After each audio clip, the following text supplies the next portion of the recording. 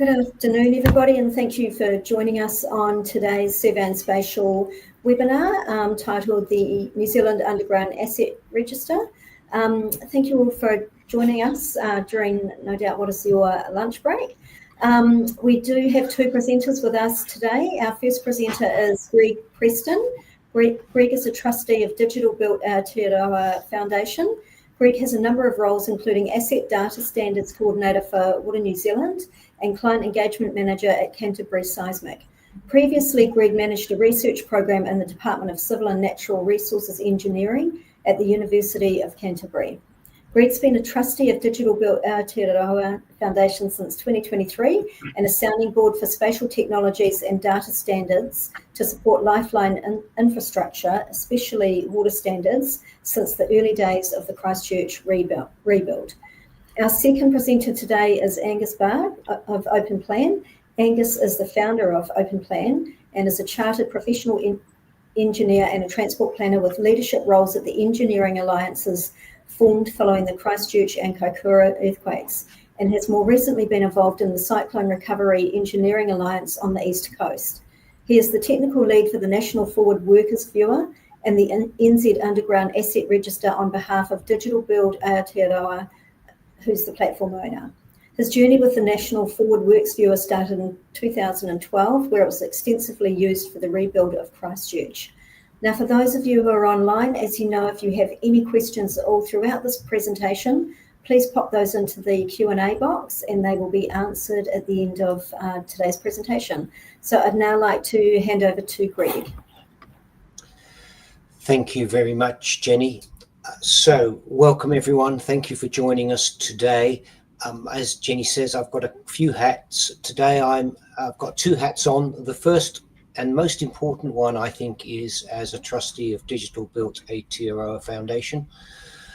We hold the IP for a couple of quite important digital tools that I think will make a big difference. And Angus will go into more detail as to the journey as to why we've ended up as a charitable trust. But I think it is important to know that we actually believe this is actually quite important, this innovation that we're bringing to this model of operating where the public good can be served by the charitable purpose of Digital Built Aotearoa Foundation, and why it's appropriate that we have this model and not a private model for the delivery of these tools. But that's really what I'm doing here too, is really jumping on just to give a little update with my other hat, which is for Water New Zealand and coordinating asset data standards. So if you'll bear with me, I just want to spend a couple of minutes. This is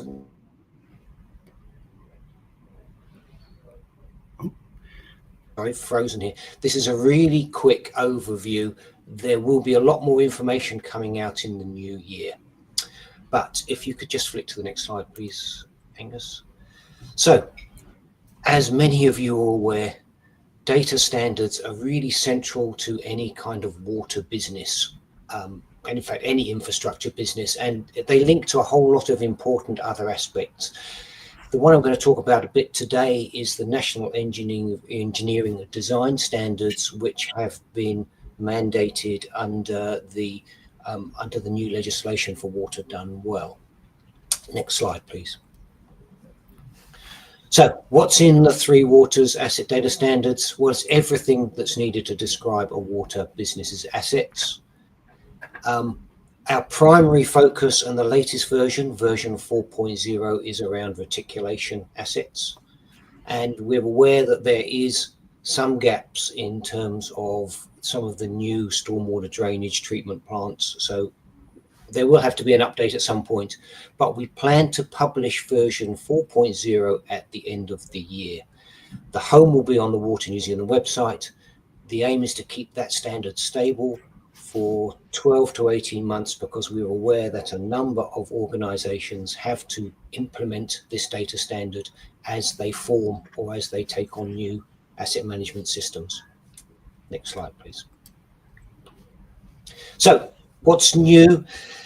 There's a bit of history here. We started off with the NTU's version 3.6. Water New Zealand Wellington Water made some significant changes to the structure, which made it much simpler and easier to read.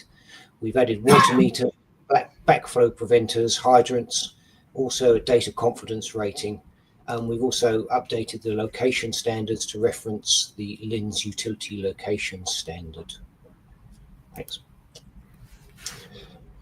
Why this is important is because, in effect, over time, we believe that this standard is going to be mandated. The National Engineering Design Standards have clauses in there which talk about the standardized information that needs to be, how you keep the data and how you transfer data. That includes when you're bringing in subdivisions or when you're designing or giving as-builts. So, next slide, please. So, what we intend to do with this asset data standard is to develop it as a national code of practice. Not all of that code of practice is likely to be implemented at one time, so it will, as we say, go above the line to become a code of practice at various stages over the time. But if you are doing any of these things, investing in water service providers, connecting infrastructure to a network, constructing infrastructure, repairing, replacing, maintaining, or decommissioning infrastructure, you are highly likely to have to use this code of practice. So this is just a bit of a forewarning. We plan to publish this in January, end of January next year, and there will be a webinar sometime in February to give you all of the details. But in the meantime, if you've got any questions, please feel free to contact me. So, thank you very much. So, thank you for letting me jump in on that, Angus. So over to you for the really important part of the discussion around the ForwardWorks viewer. Thanks, Greg, and kia ora, everyone. It's great to be here. And you get two for the price of one. So we've had the water data standards. We're just going to take a journey through now the underground asset register and explain some more about how it came to be and how it's managed through the trust. I've got about a 12 minutes worth of slides here, and then we're going to jump out into a demonstration, jump back, and I've got a slide at the end to ask the good people on this webinar some technical questions about actually how we solve some problems or a particular problem, which I think that the collective knowledge here can really help us unpick and uncover. So let's start at the beginning. So the journey for this really starts back in the Christchurch earthquake back in 2011. The reason it started there is there was a horizontal engineering rebuild challenge that was, well, certainly bigger than any scope we'd seen previously in a New Zealand context. 600 kilometres of pipe, 1,000 kilometre of roads which needed major rehabilitation or some sort of repair. We had 92 bridges, as well as many, many other structures such as retaining walls. There'll be many people on the webinar today who were involved in some way during that point in time, and be familiar with SCIRT, which was the engineering alliance which was established to help recover the horizontal infrastructure. SCIRT was a collection of delivery partners and design engineers, and indeed many of surveyors and planners and all types of professionals. And we built technology inside SCIRT which was later adopted by government to spatially plan the recovery of the city. And in that sort of tool set, we had information on who was working where, when, and what they were doing. And that allowed us to spatially plan across probably about 140 work crews on average that were deployed across the city at any one point in time for that 5-year period. The spatial system also included underground assets through the culture of data sharing that was prevalent after the earthquakes. Utility companies shared data, and we had that available in one space. And add into that, there was a whole lot of other spatial information, such as, various contextual geospatial layers, notable trees, archaeological risk sites, maybe the hazard sites, even layers of buried tram tracks for those of you, and coal tar for those of you who are familiar with Christchurch. And when you layer all that together, what it presented was quite a compelling set of tools that allowed that engineering recovery to progress. If we jump forward 5 years, we then had the Kaikoura earthquake. And what happened, we had a similar challenge in putting together a set of digital tools to enable the engineering-led recovery of State Highway 1. Now, what was interesting in both Christchurch and Kaikoura, there were 5-year, our engineering alliances with a 5-year term. And at the end of that 5 years, they were effectively switched off, and that included the tooling as well. But if we look at the actual journey of New Zealand over the last 15 or 20 years, we are persistently and consistently in a state of recovery from some disaster. The numbers on the screen there reflect as best as I can sort of harvest them from the internet, the engineering or the horizontal cost of recovering from those events in those various locations. And so we're in this constant state of recovery. And we know when we get to the end of the recovery process, generally all that knowledge that's built up is turned off. Not because there's not an appetite, but because there's really a lack of a place to hold that. We can look to our government agencies, but generally they look at that and say, well, we don't have an enduring, effectively, either a political or an executive ambition to hold those tools in perpetuity, or there isn't necessarily a funding stream that allows for the support of that. So this is why Digital Built Aotearoa was formed, is effectively to take the digital tools and the knowledge that's accumulated through those events and hold them in trust on behalf of the public good, and to be effectively a trusted neutral entity to both hold and share data. And we'll talk about the holding and sharing of data as we go through. The other thesis of Digital Built Aotearoa is that we actually don't build tools for disaster recovery, for response and recovery. The way that we actually recover faster is by building tools for everyday use that are sticky in day-to-day operational applications and design and engineering delivery applications. And we embed them in the sector. People become familiar with them, and people become familiar with sharing data to support them. And when a response happens, when there's a major disaster or an event, those tools are ready to go, and they're ready to serve the public good in those times. So if we just look at how this basically is structured, on the right we have Digital Built Aotearoa. They are the data steward, or the ownership of all the IP. The IP that was built during the earthquake recoveries and the flood recovery has now been invested by government into DBA. And we now have those 3 tools. So the New Zealand Forward Works View, which I'm sure you may have heard about, the New Zealand Underground Asset Register, which we'll talk about shortly, and the New Zealand Geospatial Catalogue. We're being quite ambitious with calling it the New Zealand's Geospatial Catalogue. There's lots of good data sources for that. All we're saying there is that if you've got the first 2 tools, you really would be good to service or surface other geospatial information. So putting some sort of catalogue infrastructure together is a good idea to service those other tools. Again, where are our notable trees? Where are our sites of significance to Maori and iwi? And then Open Plan, which is where I sit, is on the left-hand side. It's another operating business to support the work of the charity. And what we want to see is that white box on the left being filled over time with other sector participants and players who effectively build products and services to service the overall ecosystem that is owned and run by DBA. Principles, a lot of you will have heard of the FAIR principles, but effectively what you would expect from a foundation. And just for those who are interested, Digital Built Aotearoa Foundation borrows its name from a similar initiative, Digital Built Britain, that came out of Centre of Excellence at the University of Cambridge, and was really looking to put some good standards and processes around infrastructure delivery and design that could sit in the common good or the public good. So we've lent heavily to borrow from their naming. If we just jump forward, so let's just talk about data for a minute. This is a very, very simplified view of data federation, and on one level, this is all the products that DBAF owns, seeks to do, is just to simply federate data.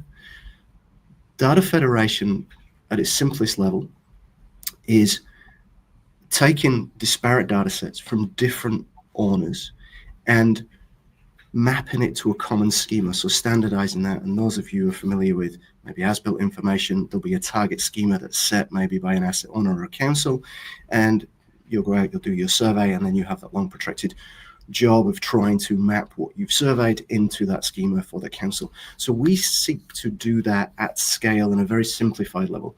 So The as-built analogy probably isn't particularly good because there'll be lots of attributions you have to map against. What we're saying is, what's the simplest thing we can do to map against the target schema for lots of common data sets? Again, maybe bringing in 5 or 6 attributes that allows for querying across the country. If we apply the same picture, though, rather than to data, but to organization, transactional relationships, it's a similar picture that we're trying to build. We're not just providing a data repository, although that is true. We're also applying the tooling that allows the interaction or the transaction between organizations to become more frictionless, if that makes sense, or to become easier.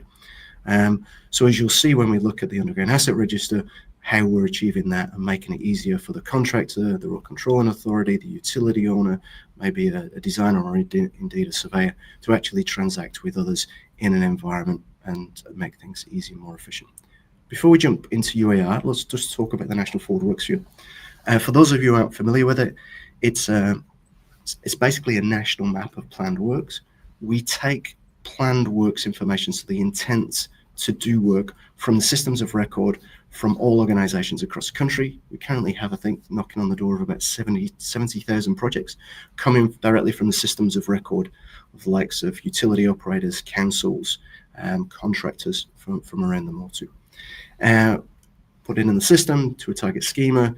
It's a common database. There's tooling built in there to build things like watch lists, save searches, notifications.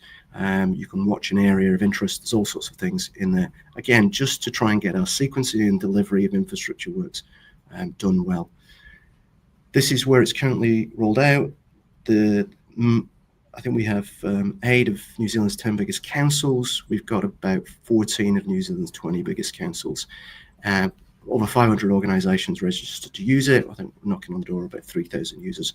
So it's landing quite well now. And again, it's free to access for all users. We use an anchor subscription model that runs back through councils. So again, it's not just the delivery through a charitable trust that's innovative. We think that the business model is innovative too, that basically we look for an anchor subscriber through a council on a cost recovery basis, and then all players within that council jurisdiction gets access for free. That includes the loading of their data as well.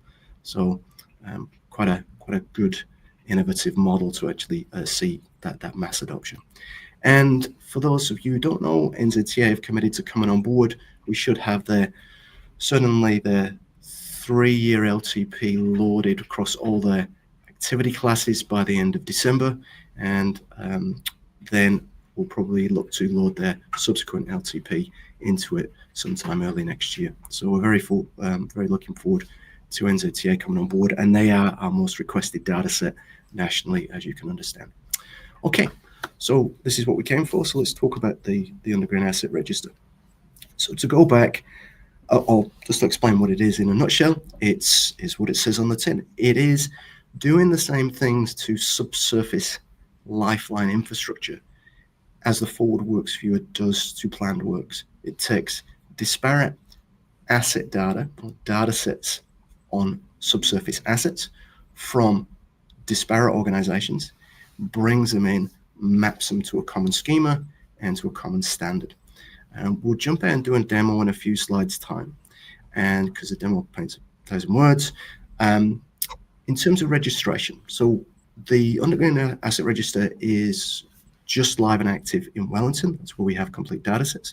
We are looking to roll out nationally, and there's lots of interest from a network utility operator level, which I refer to as NUOs from here on, and from a council level as well. And we'll see that actually the tooling that's been built in the Underground Asset Register actually enables both of those parties to actually work more efficiently. I think we've agreed with Jenny that these slides will be distributed afterwards. So if you haven't got the QR code, we can get it subsequently, or go to nzur.org.nz for free sign up. Okay, so what I'm going to do is I'm going to end that slideshow there, and we're going to jump into the viewer and have a look. Just bear with me while my screen resets. I'm going to stop my screen and then represent, and hopefully we can see this now. Just bear with me. Yes, we can see that. That's great. Okay, so this is the platform. Just to explain This was built in partnership with Wellington City Council. Back in 2021-22, they were looking at an unprecedented amount of infrastructure delivery in the city. That's somewhat changed with the cancellation of a few large programs and projects.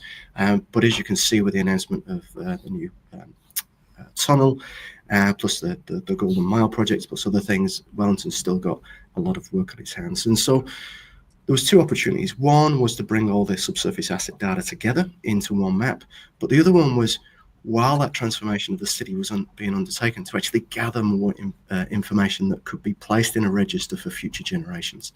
And so that was very much with those two focus in mind that this was put together. It's still registered as a beta platform, and full disclaimer, for those of you who are used to working with records on subsurface assets, you'll be familiar with the disclaimers that come along with it. This is the best information that we have at the point in time as presented to us, to the platform, by the owners of the asset data. So everything I'll show you on screen here is coming from a system of record from an asset owner. Everything's generated through an area of interest, which I'm drawing on the screen now. And you can see that basically what's available when you log in is that you can draw an area of interest and immediately see the subsurface assets that are there. So everything you can see on screen, mapped on the left-hand side by asset type, comes from the various organizations, and we'll show which organizations are showing data in the system in a few minutes. We can change the base map on this to look at it in various things, and again look at on the imagery, which is sometimes quite helpful to actually mapping back.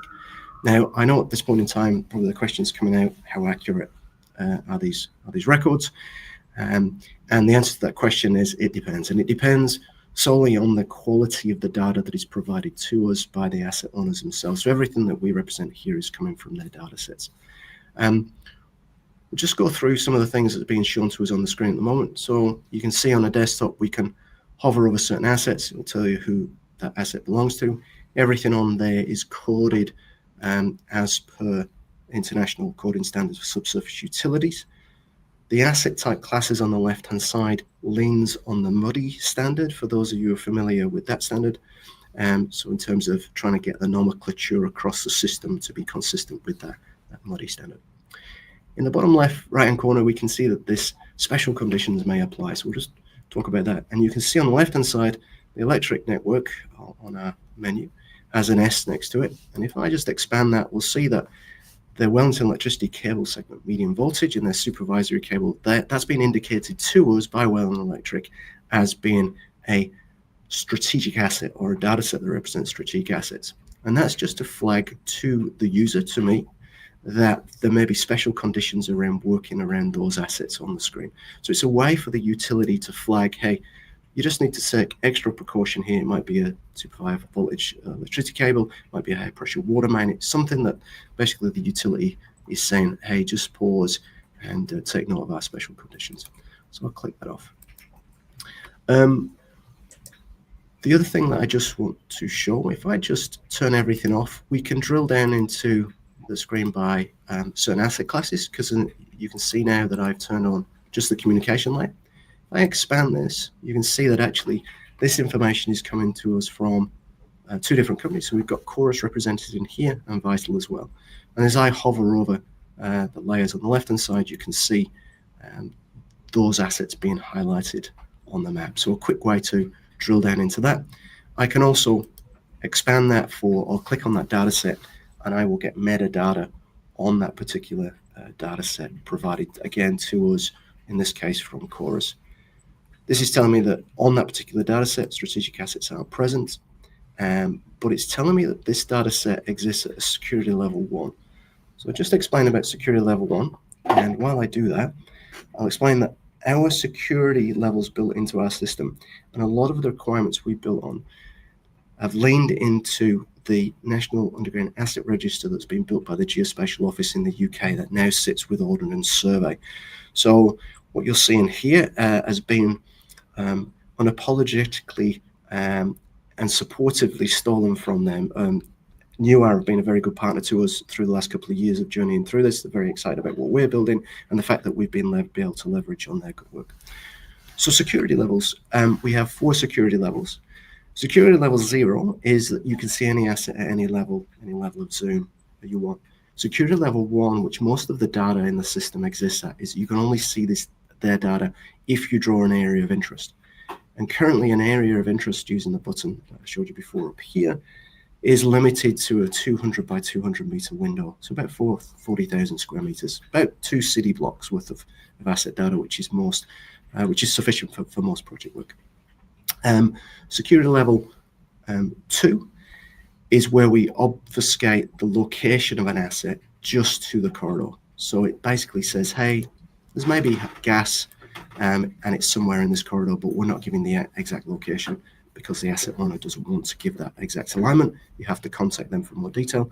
And security level 3 is you as a user actually won't be aware that there's an asset belonging to a certain asset owner in the corridor, but the asset owner will be aware that you have made an area of interest request. We haven't currently built that functionality into the system, so it's planned to be built, but we can see if there's assets of national significance or security significance, that might be something that we would be interested in doing.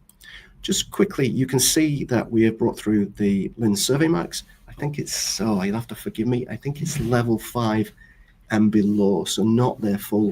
I think there's 10 levels of detail with their survey marks, so I think we've brought in the first 5 levels with opportunity to bring in more. And we can see there's a camera on the screen, and this is where the register really gets quite interesting. So if we click on that, what that does is it retrieves a site record. So this is where a contractor in the field has discovered something that is unusual. It's either in the wrong location or it's an unidentified buried object. In this case, hopefully Dave doesn't mind me showing his record. In this case, he's found some unidentified comms cables. He's reported that back through the system. I think it was actually a buried manhole, so it may have actually been asphalted over as well. And he's reported that back in the system. Again, we fully disclaim Dave. So we're saying, hey, if you report something in the system, that's great. Your responsibility ends at that point. But what it means is both the corridor manager in Wellington, Amanda, for those of you know Amanda who works for Wellington City Council, can triage this record and send it to the appropriate utility for them to either take action or to add information to their asset register, their own data set, which can then flow back into the underground asset register. We have that cyclic sort of improvement of data over time. And one of the future plans for the register is to build both the reporting, the granularity of reporting for site records, to improve that so that there is better triaging and reporting of site records both to the utilities and then from the utilities back to the industry.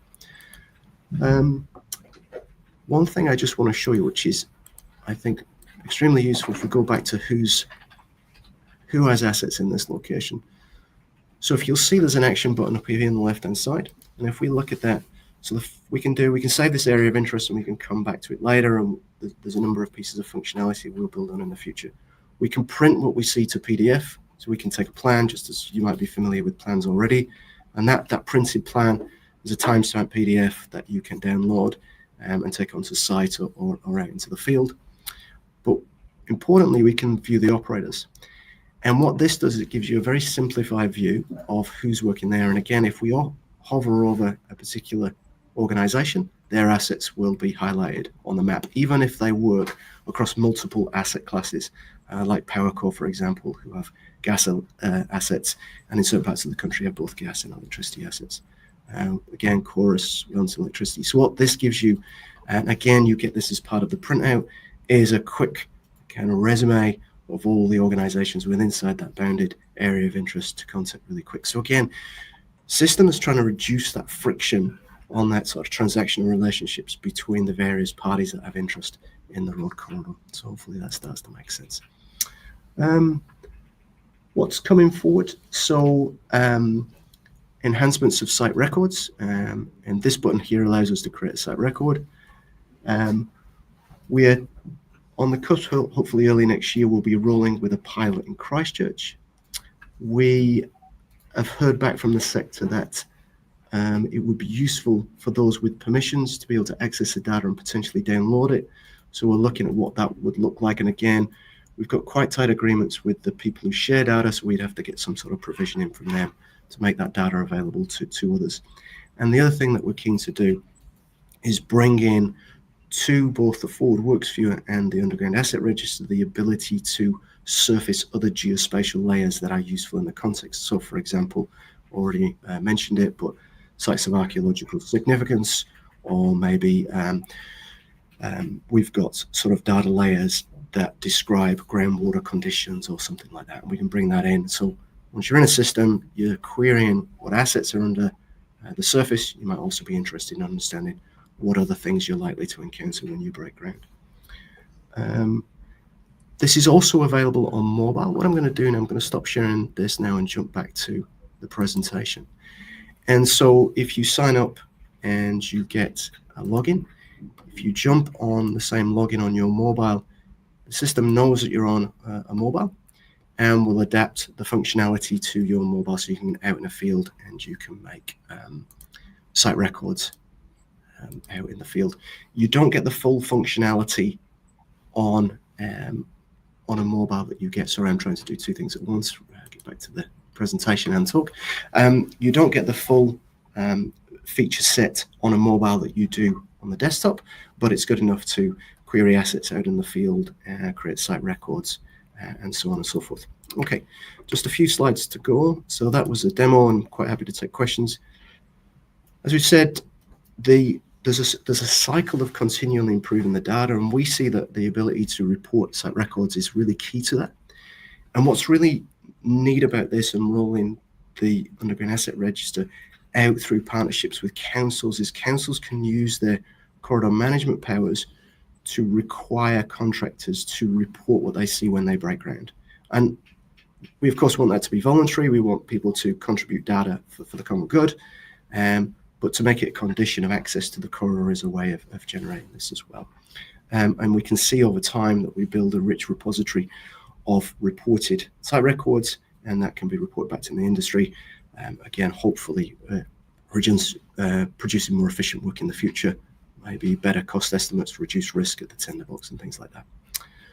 Okay, here's the challenge. I said at the start there will be a challenge to the sector. So the challenge that we've really got from a contractor perspective is locating when we break ground, is locating what we find.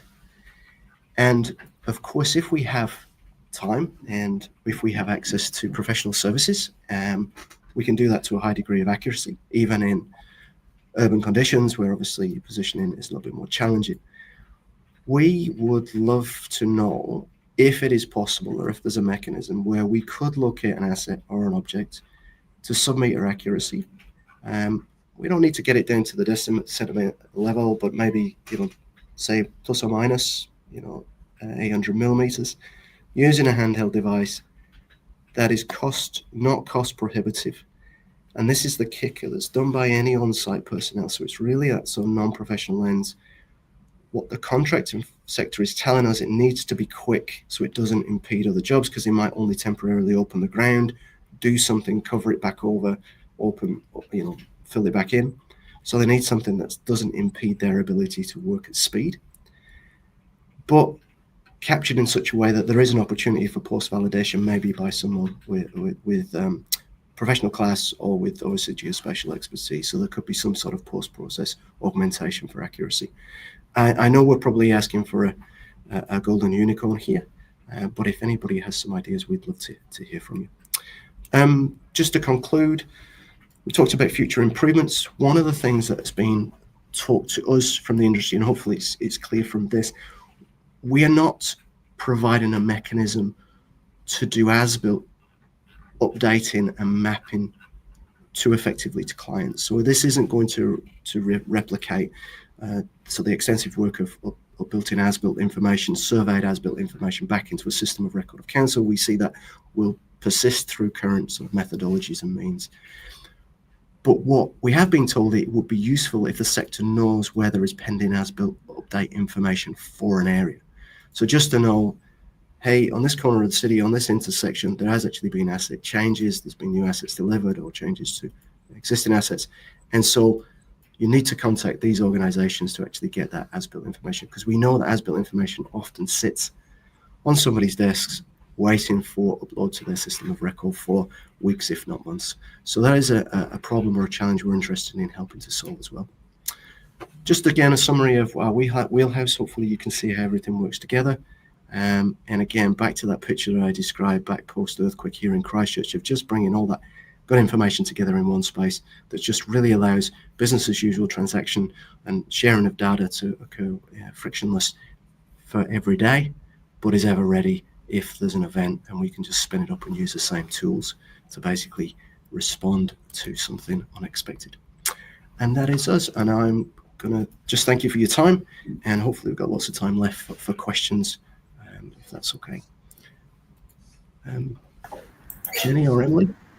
Thank you, Angus and Greg. We do have one question. Emily, I'll just read this question out that's come through so far.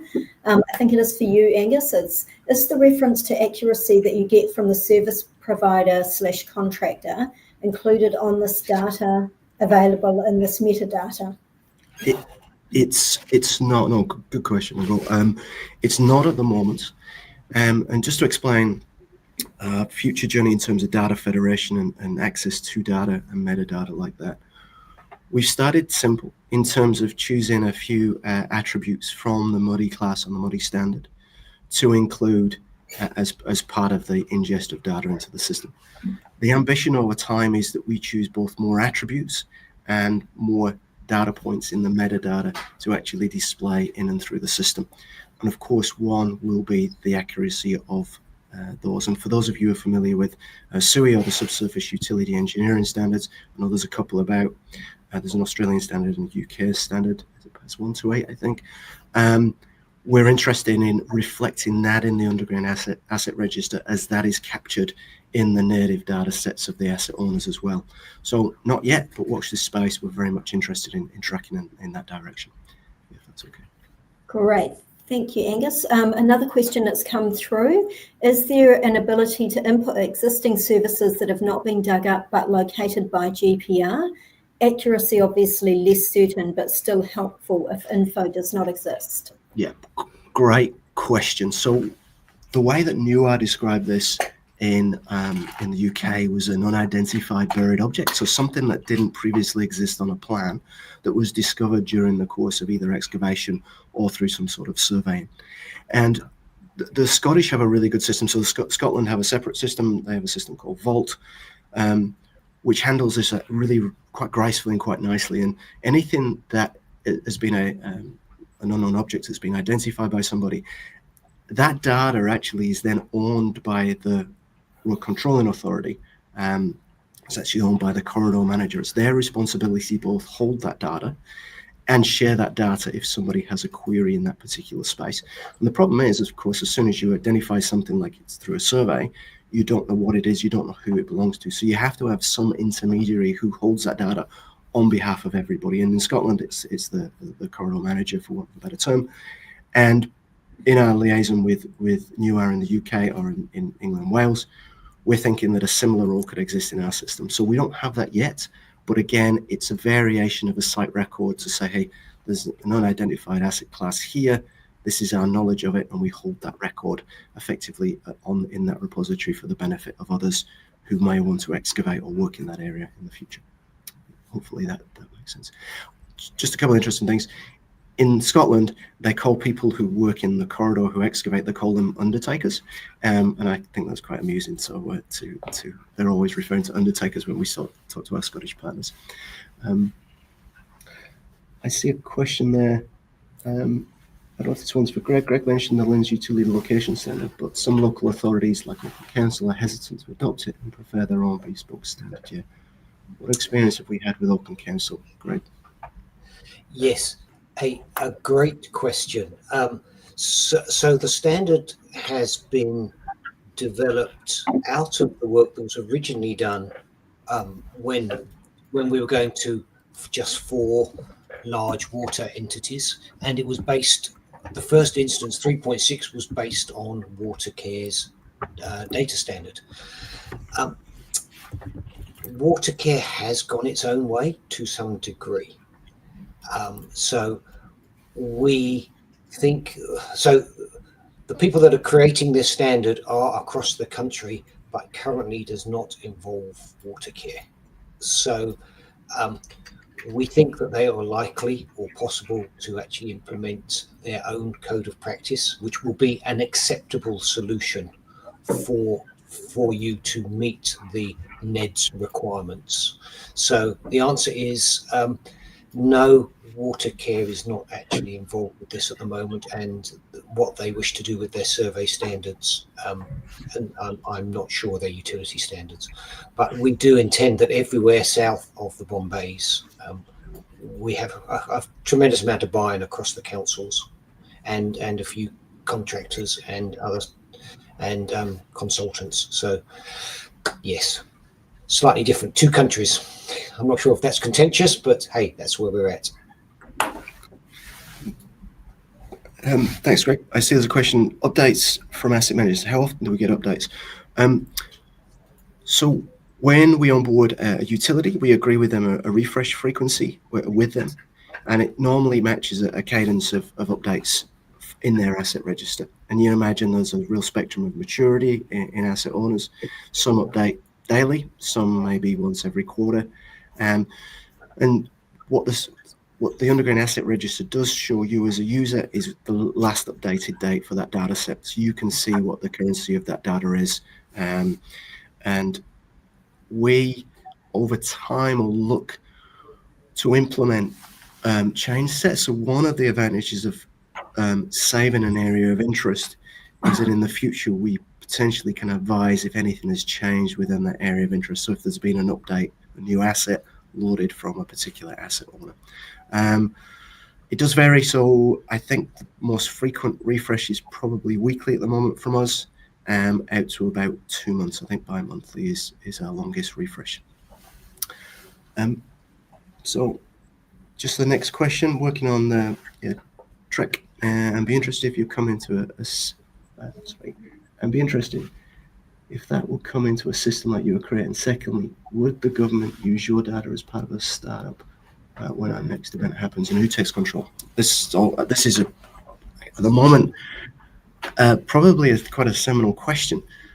So having worked in a number of alliances, including the early days of the Trek Alliance, and thanks for this question, there is obviously a standalone need to spin up a digital engineering environment that includes spatial, good digital engineering, sort of good process around drawing control and all those kind of things. And there's a lot more maturity now in the industry to do that, to effectively set up out of the box, than there was 15 years ago when we did skirming. Digital engineering wasn't really a thing. I don't think 15 years ago wasn't coined in that terms. So we see that there will always be a use case. Let's be frank, if you're going to establish an alliance, it's going to be an Esri system. We don't think that the tools that the DBA for building will ever replace the need for that, and nor should they. The Esri toolset exists for a reason, and the sector is familiar with it. The superpower of what DBAF building is when there is a need to share data externally, so from internal to external and external to internal. And that's where this really comes into play. So where it would service an alliance is saying, we need to reach out and get asset information that's already there, ready to go. So you don't need to go out and do that. We need a place where third parties maybe can share imagery, or maybe for photographs that they've taken out in the field. Again, we could be a nominated system to do that. So it's kind of that sharing of information. Similarly, we need to work across a number of parties to share planned worked information. So might need to work with Kiwi Rail if they're not part of Alliance, or maybe a local large factory or something to share work plans. And again, that's where this technology will come into play. So hopefully that would make sense. And would the government use your data as part of a startup when our next event happens, and who takes control? So it's interesting, Greg. I don't know if you have any thoughts on this. We don't see DBF taking any control. We are just there DBF exists as a service to effectively transact or to share data. And in a recovery, control will always, be led by government, and there'll be some sort of alliance that's procured and put together to respond to that. So we very much sit. But the reason DBF exists, and we often put it in very frank terms, is because government aren't great at owning, building, managing technology. They're always at the political or executive whim of the day. And similarly, if we put it fully in a commercial sector, you're always effectively at the whim of a for-profit, or you're at the mercy of a for-profit entity. And so holding it into that neutral space kind of mitigates both of those things, which are still present in a recovery and a response environment. So we can't forget that there's still an enduring purpose. Greg? Yeah, I guess we do have ambitions, and whether we can fulfill those, I don't know, but we do have ambitions to be a part of a national common operating picture for NEMA. We're aware that this is a journey for emergency management, and NEMA does have both emergency and recovery requirements nowadays. It does have legislative requirements in both of those instances. Look, we are open for that discussion. We would love to be part. This data we can serve up for NEMA in ways that they need it, and it would just make sense. The whole point of this is that business emergency is just business as usual on steroids. So we're serving up this data in ways that everyone can access it, and everyone across the country is familiar with it and the way it works. So that's my perspective. Just to follow up on that comment about the common operating picture. So we know that there was an RFI earlier this year from NEMA requesting information on that. So just to be clear, DBF see their role in terms of any common operating picture as not building a common operating picture or effectively delivering an application for that. That's not the role. The role of DBF potentially in something like a common operating picture is to say, we've already curated this data. You can already access this data through effectively the services that are provided by DBF. So don't worry too much about trying to rebuild that landscape, especially when it comes to lifeline infrastructure. Of course, with a common operating picture, there's whole heap of other dimensions that DBF will be interested in holding data. But again, it's to reduce that transactional burden for a common operating picture, setting things up like the pre-legal agreements for data sharing in advance of things. So very, very small room inside the total house that is a common operating picture, and that small room that we think there's a role for DBF in that. Lynn's data service. Good question. So the question on there is, what interaction have we had or would like to have with Lynn's data service? Is there an overlap here? There is an overlap, and in fact, they're not too dissimilar. There's no ambition from DBAF to build a Lynn's data service. So I would characterize, and my solution architecture would tell me off because I'll mischaracterize this, is Lynn's data services is a place where an organization who wants to publish their data out to the world can basically put it in a repository, and all the mechanisms for doing that and the metadata that sits around that is discoverable and it's easy to access and all that good things. What we're interested in doing is not necessarily holding data or putting a place where people can publish their data so it can service others. It's about curating data so it can actually feed tools to exponentiate the value of that data. And when I mean at a level of curation, you can see what we do with a planned works data, and again with utility data, that we're bringing it and we're federating it together. So whereas you go to Lynn's data service and you might have, say, 5-6 organizations, then one says, well, here's my data on, say notable trees, and you'll another council, here's our data on notable trees. So all of a sudden you've got proliferation of 6 or 8 different data sets, all about notable trees, all in different formats. We're saying, well, actually, for that to be useful, we need to kind of bring it together, map it to some sort of common scheme at a very, very simplified level, and then make that available. But only do it to data sets that really are useful for people working in the built environment, so that infrastructure environment. So there's a lot of data sets we won't touch because they're not within our charitable purpose. And we don't see us trying to eat any of the lunch from this data service because it exists for a reason that we'll never provide, if that makes sense. I've probably done a very poor job of explaining that, but hopefully you get the difference. Sense. Any further questions? Yeah, so surveyors often accurately recall vast amounts of both newly built and exposed assets and existing GPR ground markets. Unless they are a publicly owned asset, local council has no interest in adding this data to the system. A huge waste of underground asset management data. We share your thoughts exactly. I mean, if AI, the revolution AI has taught us anything, is don't throw any data away, because if you can't find a use for it today, chances are there'll be a good use for it in the future. what we noticed this, and talking with the surveyors on our technical reference group for the Underground Asset Register, and they've said this, we collect lots of information. So again, we were talking before about the potential for saying that there's locations on a map where as-built information is pending to go in a data set. I guess one of the things a system like UAR could do is actually say, well, there's a lot more information. This is the type of information that was collected in this region, and this is the organization that collected it. And then there's at least an incentive for an organization that collects that information to hold that data. And it may be that somebody querying the register could see that there's additional data and actually go to that organization. And maybe that organization could provide that data for fee if they have the license to do that. And Greg, I don't know if you want to comment on the vision for those additional products and services that DBAF are interested in developing around the core offering of DBAF. Well, I guess, well, maybe not at this time. Actually, to be honest, I think we're still working through what all those possibilities might be.